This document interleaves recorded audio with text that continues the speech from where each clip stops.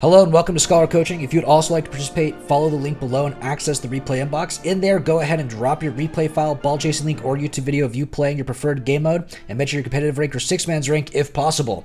If any of this doesn't make any sense to you while watching the video, feel free to follow up on my Scholar School of Learning series in my video playlist. We go over all the basic ideas and general rotations that are talked about in these replay analysis. Kick off. Thank you, and I hope you enjoy. Back post through, cool. Did a little catch, not quite, almost got the catch.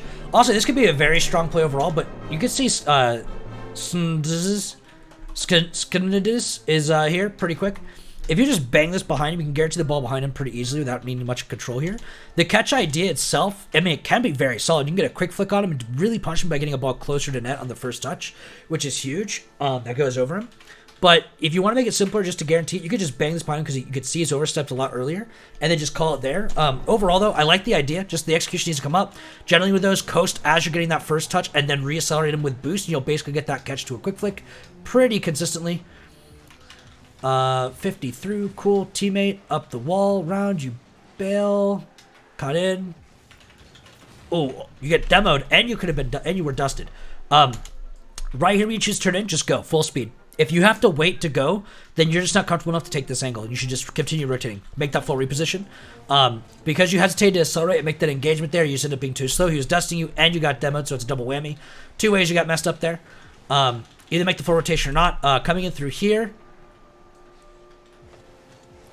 To how much do you trust your teammate, I guess? To be real, this distance, I'm not going to expect you to say this all the time, but you need to put yourself in a spot where you can be effective. So as you come through and you're going to trust him, stop here or slow down and coast to stop here, then push through, build momentum at his engagement, and maybe you can jump up and save it at the end. Honestly, it's very few times do you actually say this if you completely expect your teammate to whiff, which he is a teammate you're queuing with, so you're not going to expect that all the time. And unless if you completely read the shot from a blind angle. So I'm not going to expect you to save that, but at least put yourself in a spot where you have a better line heading out of the net rather than going inside it to then wrap around, do nothing. Good try on the shot, following through. You beat one of them. You hold the wall. Can you jump off and read it? You get the downward tape. Very close. Love the idea. Keep yourself a little bit lower than the ball. See how you're above the ball right now? If he hits the ball direct or low, you're screwed. You want to stay below the ball, so when he hits it up, it's easy to go up, but hard to go down on the sidewall. So start a little bit lower here, make it a lot easier. Good attempt. Pretty much, I kind of like the idea. Wasn't too bad. You're missing 12s. 3 12s missed, or 2 12s missed there. Full. Bump him. Take him out. Oh, close. Not this one. Not quite. Good try. If you could demo Val's or the teammate here, then that'd give you so much more support. The pre-flip out's fine. Keep on heading ahead of him. If he rotates back by heading to your left, you can just let him do that. It's going to be a slow shot after that anyway. And then to this degree, he just gave a good angle. There's not much you can do there after that. If you had a faster recovery, maybe you could have saved or you could have wrapped in or something. But really, your teammate just had to make any touch there to get you any kind of time. That's just unfortunate. Wrapping out to the side, get the boost, wrap in, chip shot over, Val's. Nice, good shot. Clutch.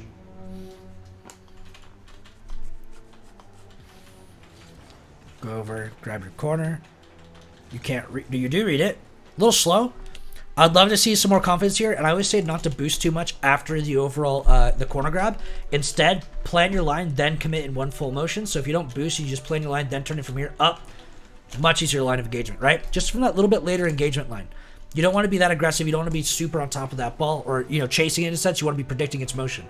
So you can be a little bit slower in your initial start and then be aggressive at the end. You hesitate a little bit after you do that initial the boosting after the corner, then you get yourself stuck underneath, get a bad touch, or you whiff it, whatever happens. It's a little bit simpler line on the way out at the beginning, and then use your aggressiveness at the end of it. From the point you want to commit from. You bail out, through. Okay. Leave it. Nice. Get the catch. Ooh, good try. Good job heading towards net there. Getting this late is fine. Oh, your teammate dived and probably called you off. That's unfortunate. You could have had a free catch here. I don't know why your teammate dove this. Kind of just didn't do anything. He's shooting a full net.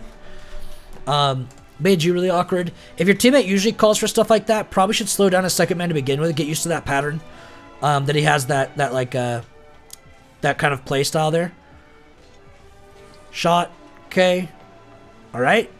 No boost still. That's fine. You could steal that corner boost because you'd still be rotating out. Your teammate would go in. I don't know why your teammate's not coming in here. And the same way if your teammate also has a mindset. If he calls his low boost or if he has a mindset where he likes to be really, really slow here, make this guy throw it away here.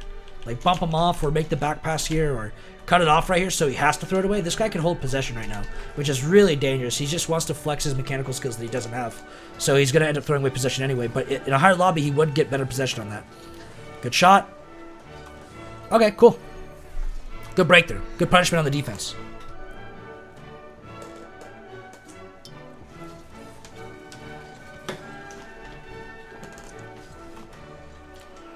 Okay. Chip. Nice. You're up. Double. Oh, just a shot. Nice. Skin it is. Bangs it. Your teammate just bails underneath you. You let him have it. Tell your friend with a dot if he doesn't pre-bail here and just instead cuts here on the bad hit, then lets you have the touch and that skin it is hits here. Think about if you're just a little bit farther back, how easy that hit would be here for you. You know what I mean? Look how awkward he is comparatively, right? Just tell him that he'd be less awkward if he just made a cut for you when you're all the way back already. Good touch. Nice. Force. Cool. Grab your 12, go to net. Well done. Chip off down. No jump. When you're in a situation like this, you got to either just beat Valves with this ball and get it through and away from him, behind him, and then you have an open net. Or in the same way, really, you just have to jump up and block this in any way, shape, or form. If you don't want to be jumping at it and diving it here, not since diving it, but challenging this, then you should be a little bit farther back, getting ready to block the entirety of net that is shootable for him, not letting him hit it over your head because you're past the near post. No 3? Yeah, then I'm probably going to do 21 today if it's the third one. Little pinch. Nice. Skin it is. Catch. Breakthrough. Almost. Dot. Alright. You catch. You go up back post. Nice. Love the line. Wrap in. Up. Nice. Really good line there. That was really good. You didn't really get possession on the pass. You didn't make a good hit over them. But like the idea is really strong. You mess up the execution here because you don't get a bang over skin it is. You don't keep possession. You don't gain much on the pressure on their net, so then he just gets a free counter clear. And then your teammate's awkward because you just saw him make a pass to you, right? So you need to execute this play better, but I do love the idea. Practice that ball control off the sidewall and so on. You can even wait for it to land in your hood too. The guy had really no line to challenge you.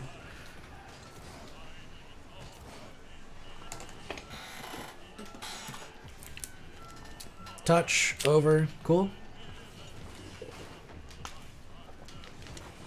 Bang. That guy. You're not going outside post line here. You're just going center net. Then you go outside post line. You could just start outside post line. You'd already be facing in. Don't pre-flip forward here. There's no rush because you know you're beat, right? Now you're just turning around. You could have just stayed back. And then you could have been already engaging. Could have dusted this guy. Let me show you. So right here, right? You're boosting and you're flipping in. You already know if your teammate shoots this or gets in midfield, you're too late. There's no way you close that gap, right? So just take your time. Oh, he's got a free ball. Boom. Here's his chip. Bop. He drops. You're in. Right? I'm just saying. There's no need for you to like be that aggressive when you're already that late. If you're late, just stay late. There's nothing wrong with playing a defensive mindset versus an offensive one. They're just playstyle choices, but once you're already in one of them, you kind of have to commit. If you start with a defensive line, you need a defensive mindset. If you start with an aggressive line, you should use the aggressive mindset. Okay?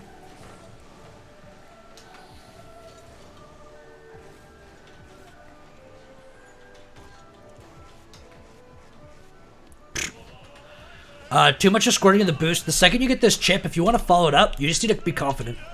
You either need to boost all the way in for the flip reset, or you need to get all the way over Skinadus, right? Something to buy time. You got possession decently well. Also, your execution wasn't too bad. It's just a matter of, like, if he called your bluff and just shot it on you because he had a teammate behind him still to defend the next play, that basically would have been a free goal for him because your teammate was heavily recovered.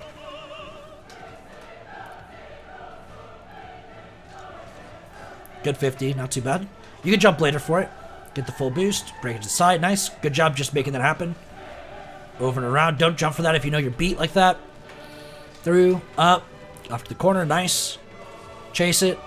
Good dunk, well done. Side. Nice, sidewall. Okay.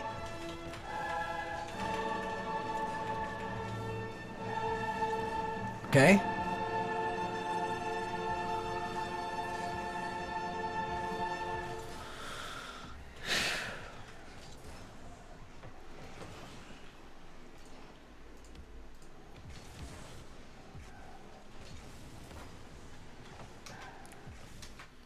All right, what I recommend, Siak, because overall, a lot of your awareness and decision making is not too bad. Couple of small mistakes we went over. But the biggest thing for sure is definitely going to be like shooting accuracy, solo play, the ball control things in the sidewall, getting more comfortable with that. I'd highly recommend getting into like a double tap training pack or like a double tap playground one. Something like this one by Whey Protein. Set it up with like a little bit of car momentum, like 1500 on Bacchusmon, and then give yourself only 88 boost. If you something like